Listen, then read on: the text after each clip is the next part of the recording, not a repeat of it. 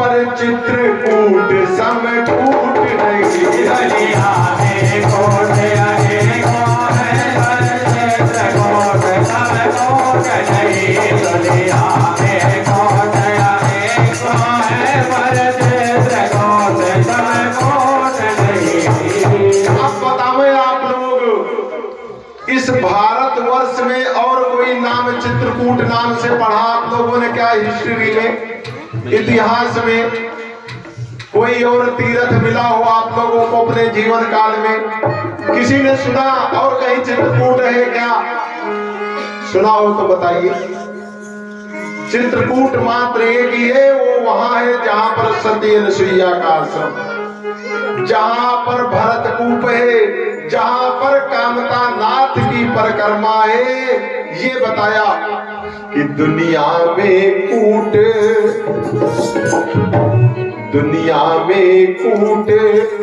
अनेकों है पर चित्रकूट सम कूट नहीं। दुनिया में कोट अनेकों है पर चित्रकूट सम कूट नहीं। दुनिया में कोट अनेकों है पर चित्रकूट सम कूट नहीं। और आगे बताऊंगा मैं, ये तो चित्रकूट की बात बता दिया, आप लोग जान गए होंगे, क्योंकि चित्रकूट और दूसरा कहीं दुनिया में है ही नहीं है। हम कहीं आप लोगों को बहका तो नहीं रहे, याद सुना हो कहीं आप लोगों ने? मैंने नहीं सुना कि चित्रकूट और कहीं है। जब मैंने सुना नहीं तो मैं दूसरा चित्रकूट बता भी नहीं सकता। दुनिया में झूठ सवेरा हुआ नहीं कि बड़ी बड़ी जटा बढ़ाए मांगने वाले आ गए। उनकी तो बात छोड़ो, अब आजकल के वक्ता भी यहाँ तक बाल बढ़ाए, यार बढ़ा करके मंच पे बैठ के भागे। यानी अब यही नहीं पता चलता है लड़की है या लड़का,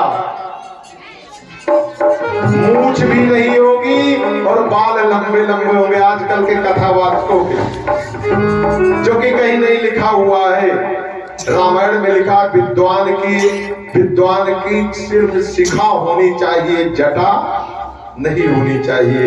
यदि उसने जटा बढ़ा लिया, यहाँ तक बाल बढ़ा लिए, तो उसको घर छोड़ देना चाहिए, जंगल में तपस्या करनी चाहिए। बाबा बन गया तो क्या जरूरत है लोगों के बीच में बैठने?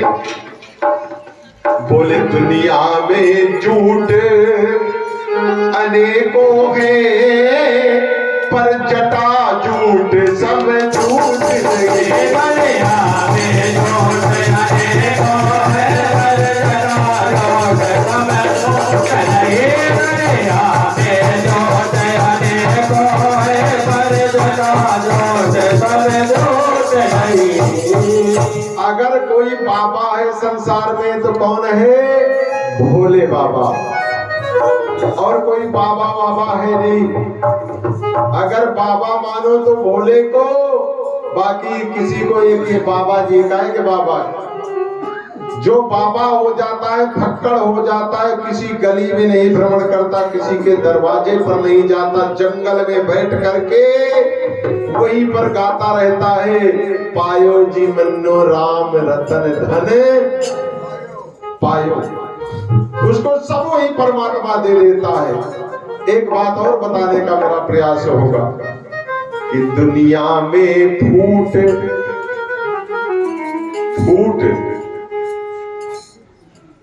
आज बन रही है, कल को सहेली में चल गई, लठ बोल चाल बंद। बोले आनंद कंद भगवान की। लेकिन उससे भी बड़ी फूट कहां पर है?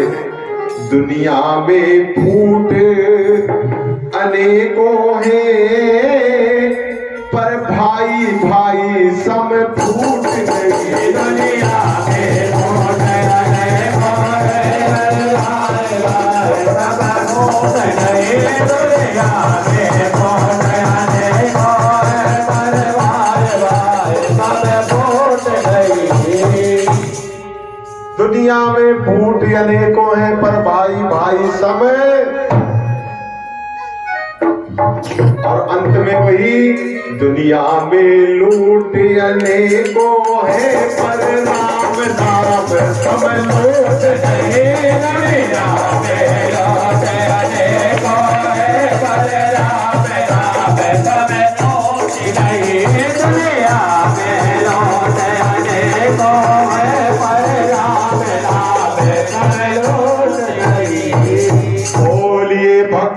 भगवान की जय हो। आनंद कंद भगवान की जय हो। राजा रामचंद्र भगवान की जय हो। सज्जनों, भगवान राम वहां से कहां पर पहुंच रहे हैं? पंचवटी कृत की नववासा, पंचवटी पहुंच रहे। देखिए, बुरा नहीं मानिएगा, कथा बहुत बड़ी है तो मुझको बढ़ा बढ़ा के तो कहते अपना स्थान बनाया, पंचवटी में स्थान बनाया और उसी पंचवटी में वो रहना आरंभ किए। अभी मेरे पास समय है, थोड़ी सी कथा सुना ही देता। उसी पंचवटी में भगवान राम वास कर दिए। तो देखिए लीला उस लीलाधर की, उस पंचवटी में शूर्पणखा भ्रमण करते हुए आए। शूर्पणखा रामायण में लिख के आया कि सूर्पणखा रावण कर बहिनी। किसकी बहन थी? रावण की। अदुष्ट हृदय दारुण जैसे, दुष्ट हृदय वाली थी, वेश बदल लेती थी।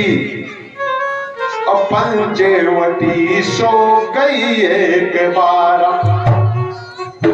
पंचवटी में जा रही है और देख, अचानक नजर राम पर पड़ी और देख बिकल भई जुगुले कुमार। मोहित हो गई, राम को देख करके मोहित हो गई। और शूर्पणखा ने अपना रूप बना लिया, जो कि शूर्पणखा बहुत बड़ी उम्र की थी और विधवा थी। क्या थी? विधवा थी। उसके पति को रावण ने मार दिया था, विधवा थी और अपना वेश बना रही है 16 साल की। देख बिकल भई जुगुले कुमारा, व्याकुल हो रही है और राम के पास आकर के कह रही है। वहां पर पहुंच गई और पहुंच करके कहने लगी कि तुम सम पुरुष नमो समनारी, और यह संयोग विधि रचा विचारी। कहने लगी वैसे तुम मेरे योग्य नहीं हो, फिर भी मैंने बहुत ढूंढा, मेरे योग्य कोई पुरुष नहीं मिला। बस कुछ मन मान गया मेरा कि थोड़ी बहुत खूबियां हैं तुम्हारे अंदर, इसलिए ताते अब लवा रहवा कुंवारी, और मन माना कछ तुम ही निहार। इसीलिए अब तक मैंने अपना विवाह नहीं किया। राम जी सब समझ गए। राम जी ने समझ लिया, बोले देवी यहां कुछ नहीं मिलने वाला है। आप ये बात मुझसे व्यर्थ में कह रही हैं। शूर्पणखा ने कहा क्यों? मैं अच्छी नहीं लग रही हूं, मैं सुंदर नहीं हूं, मैं बड़ी बूढ़ी नहीं हूं, 16 वर्ष की हूं। भगवान राम ने कहा कि मैं क्वारा नहीं। बोले बात तुम सब सत्य कह रही हो अपनी तरफ से, जो भी कह रही हो तुम जानो, परंतु मैं जो कह रहा हूं वो भी तो जानो। बोले मैं क्वारा नहीं दे विवाहित हूं और एक नारी व्रत रखता हूं। मैं क्वारा नहीं विवाहित हूं और एक नारी व्रत रखता हूं। मैं क्वारा नहीं विवाहित हूं और एक नारी व्रत रखता हूं। राम जी ने कहा मैं कुंवारा नहीं हूं देवी, मेरा विवाह हो चुका है, लाइसेंस मेरे साथ है। सीता मैया की तरफ को इशारा कर दिया। बोले अपनी को छोड़े। बोले देवी आप गलत जगह पर आ गई, यहाँ कुछ मिलने वाला, हासिल होने वाला नहीं है।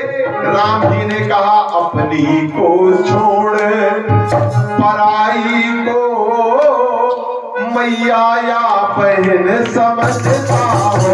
अपनी छोड़ पराई को मैया या बहन समझता हो। अपनी छोड़ पराई को मैया या बहन समझता हो।